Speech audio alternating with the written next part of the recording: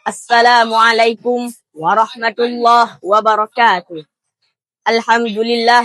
Alhamdulillahilladzi ja'alal fata quwwatan syadida. Wassalatu wassalamu ala nabiyil mustafa wa ala alihi wa ashabihi ahli sidqi wal wafa.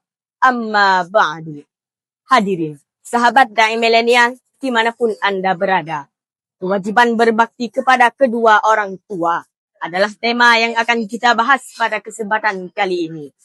Hadirin, berbicara tentang cinta. Bagaimanakah hakikat cinta yang sebenarnya? Apakah seperti cinta Yusuf dan Zulaikha? Ataupun seperti cinta Habibi kepada Ainun? Ataupun semegah cinta Romeo kepada Juliet?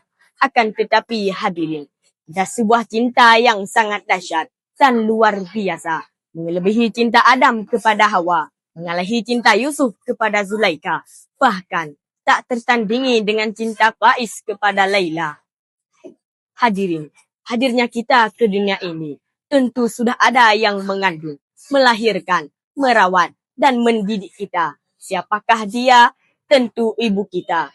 Orang tua adalah sosok yang mulia dan berjasa. Mereka yang dipilih Allah Subhanahu wa Ta'ala bagi anak-anak mereka. Maka setiap anak yang menentang kebaikan orang tuanya berarti menentang Tuhannya. Namun, apa yang terjadi sekarang hadirin?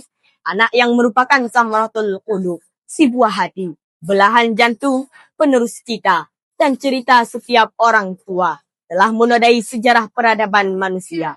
Sejak Kan'an ditenggelamkan banjir, akibat keras hati menolak ajakan ayahnya untuk menyembah Allah.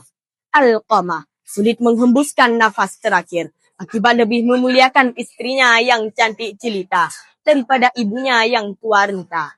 Bahkan maling kundang dikutuk menjadi batu hingga membeku akibat lebih memilih harta dan jabatan daripada orang tuanya yang papa tiada berdaya. Namun, kejahatan Kan'an, Alqamah, dan maling kundang belum seberapa jika dibandingkan dengan kejahatan anak-anak terhadap orang tuanya. Karena tidak sedikit anak yang tidak memuliakan kedua orang tuanya, berani menghina, menganiaya, memperkosa, bahkan dengan tega menghilangkan nyawa kedua orang tuanya.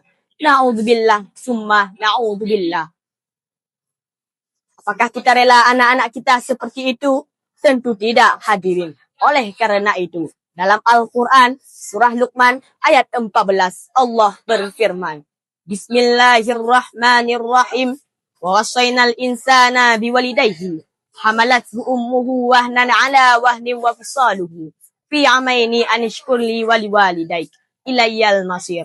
Kami mewasiatkan kepada manusia agar berbuat baik kepada kedua orang tuanya. Ibunya yang telah mengandungnya selama 9 bulan dalam keadaan lemah dan menyapihnya dalam 2 tahun. Wasiat kami, bersyukurlah kamu kepadaku dan kepada kedua orang tuamu. Hanya kepadaku kamu kembali. Hadirin, dari ayat di atas jelas dikatakan bahwa sebagai anak, seyogyanya kita lebih memuliakan kedua orang tua kita, bukan malah menghinanya, bahkan menyakiti hatinya. Hadirin, kita dibesarkan dalam pelukan dan dekapan kasih sayang yang tiada terhingga. Seorang ibu, subhanallah perjuangannya semenjak ia hamil selama 9 bulan, dalam keadaan lemah, melahirkan dengan sangat susah, hati terasa resah, bahkan keringat dan darah bersimbah. Begitu pula seorang ayah, memeras keringat, banting tulang, dari pagi hingga petang, hanya untuk mencari nafkah untuk anak-anaknya. Betapa tak terhitung jasa dan pengorbanan kedua orang tua. Pantas kita, selaku anak, memiliki kewajiban ihsan kepada keduanya. Banyak orang yang berkata, kunci kesuksesan adalah bekerja keras untuk mencapai tujuan, serta mengimbangi dengan doa.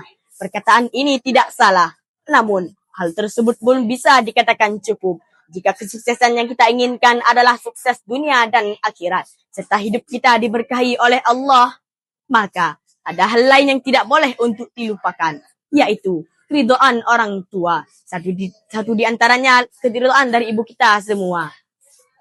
Sungguh percuma jika usaha kita maksimal, doa kita optimal. Namun, ibu yang melahirkan kita justru tak meridainya. Bukan keberkahan yang kita dapatkan, namun justru kemudaratan yang kita dapati.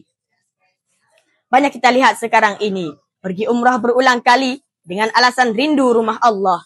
Namun, rumah orang tua jarang dikunjungi.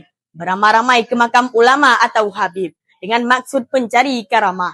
Namun, tangan orang tua tak pernah disentuh dengan alasan sibuk dan tidak ada waktu. Hadirin, dari pidato yang telah saya sampaikan, dapat kita ambil kesimpulan bahwa mari sama-sama kita memuliakan kedua orang tua kita dengan cara berbakti kepada keduanya, dengan menjaga perkataan, perbuatan, serta berdoa kepada Allah yang Maha Rahman. Coba hadirin kita merenung sejenak. Apakah selama hidup ini ada kata-kata yang menyinggung perasaan orang tua kita? Apakah selama hidup ini ada perilaku yang menyakiti perasaan orang tua kita? Apakah kita pernah mengecewakan hati mereka? Maka, dari hati yang paling dalam, mari kita perbaiki diri. Berbenah dari apa yang terjadi dengan memuliakan kedua orang tua kita. Berbuat baik kepada keduanya, serta berdoa kepada mereka. Hanya ini yang dapat saya sampaikan. Lebih dan kurang mohon dimaafkan. Forum Dai Milenial tempat kita bersama. Wadah berkarya generasi muda. Kalau ingin kelak mendapatkan syurga, maka berbaktilah kepada kedua orang tua. Hadanallah wa iyyakum ajma'in. Wabillahi taufiq wal hidayah. Waridha wal inayah. Wassalamu alaikum warahmatullahi wabarakatuh.